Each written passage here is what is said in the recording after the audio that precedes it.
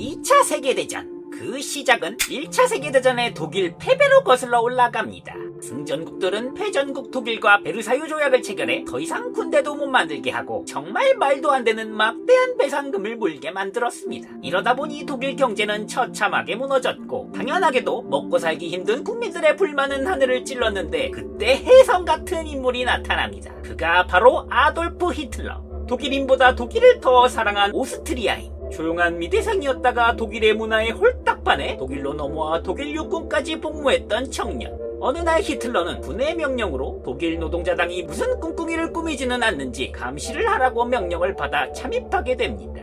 노동자당 집회에서 당원들의 쩔어있던 패배적인 푸념을 듣고 또 듣다가 그만. 독일 사랑꾼 히틀러는 폭발하고 맙니다. 위대한 독일인으로서의 긍지와 자부심을 안고 앞으로는 어떻게 살아야 할지 핏대를 세우며 연설하기 시작한 것이었죠. 특유의 열변과 격정을 토하는 그의 연설은 당원들을 열광하게 만들었고, 이를 지켜본 노동자당 당수 안톤 드렉슬러는 히틀러에게 입당을 권하게 됩니다. 그의 인생이 바뀐 날이 된 것입니다. 그렇게 히틀러는 군인을 그만두고 노동자당에 입당했고 빠르게 당을 장악해 1920년 자신만의 정당으로 이름을 바꿉니다. 국가사회주의 노동자당, 줄여서 바로 나치였습니다. 타고난 선동가이자 특유의 연설로 국민적인 인기를 얻으며 독일의 총리에 이어 대통령보다 더 막강한 권력인 총통의 자리에 오르게 되는 히틀러. 히틀러는 베르사유 조약을 깨고 군대를 재무장시키며 탱크와 전투기를 마구 찍어내기 시작했습니다. 프랑스와 영국 같은 연합국은 이를 보고도 그냥 내버려뒀습니다. 1차 세계대전의 여파로 승전국들 이래도 경제는 전부 파탄지경이었기에 독일을 생각할 겨를이 없었거든요. 이제 힘을 키우며 존버했던 히틀러의 꿈, 대게르만 제국 건설 계획이 실행됩니다. 그 시작은 자신의 고향인 오스트리아. 히틀러는 오스트리아 총리가 독일과의 합병을 거부하자 1938년 오스트리아를 침공합니다. 근데 이게 웬일? 오스트리아 국민들은 나치 독일군을 열렬히 환대해 주었고 이렇게 무혈 입성의 오스트리아를 독일에 합병했습니다.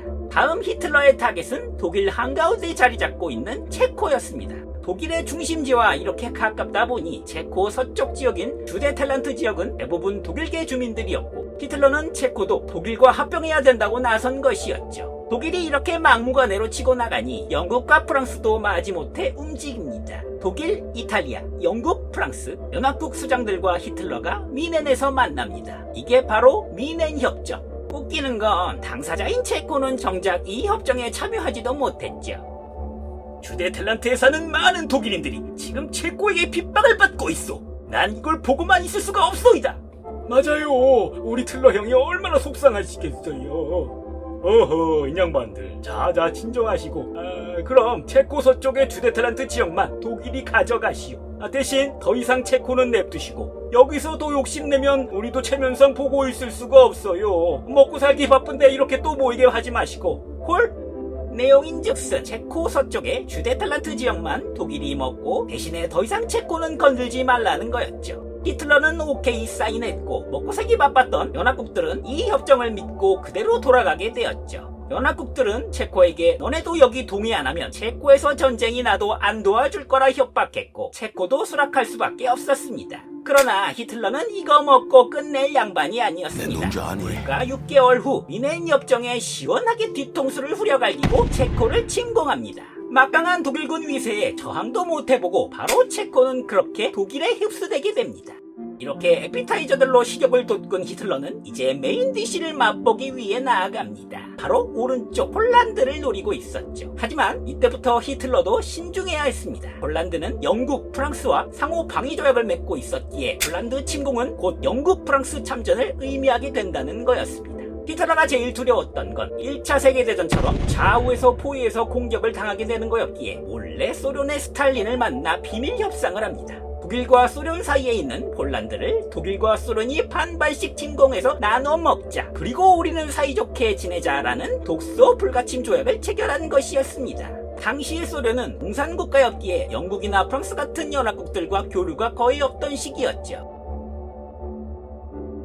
이제 모든 것이 준비된 히틀러. 그동안 피 한 방울 안 흘렸던 침공들과는 다르게 이젠 진짜 무력 침공이 시작됩니다. 1939년 9월 1일 새벽 선전포고도 없이 암호명 할머니가 돌아가셨다 라는 구호와 함께 폴란드를 침공합니다.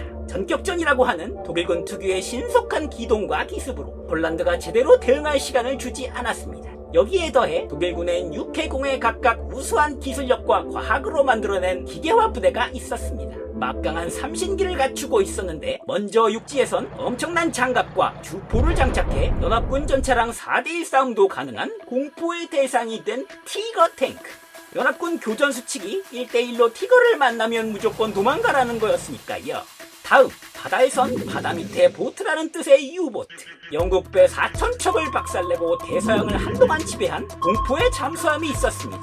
그리고 하늘에선 엄청난 굉음과 함께 나타나 정확하게 목표물을 타격하고 빠지는 극강화 폭격기 슈트카. 특히 극강화할 때 소리가 강렬해서 이 소리만 나면 연합군을 벌벌 떨게 만드는 공포의 저승사자였습니다. 특히 폴란드 침공에선 이 뛰어난 괴물 전투기 슈트카의 화력에 턱없이 밀리게 된 것이었습니다. 그렇게 개전 후 2주 만에 독일과 소련의 침공에 수도 바르샤바까지 점령당하며 폴란드는 무너졌습니다. 더불어 히틀러는 이제 동쪽 걱정은 안 해도 되는 거였죠. 이제 본격적인 2차 세계대전이 시작된 것이었습니다. 히틀러가 1차 세계대전 때부터 바득바득 이를 갈던 프랑스의 복수를 선사할 때가 왔습니다. 영국과 프랑스 연합군은 독일이 폴란드를 침공하고 이틀 뒤 바로 독일에 선전포고를 했지만 막상 군사적으로 움직이지 않고 있었죠. 그도 그럴 것이 프랑스엔 믿을 구석이 하나 있었는데요.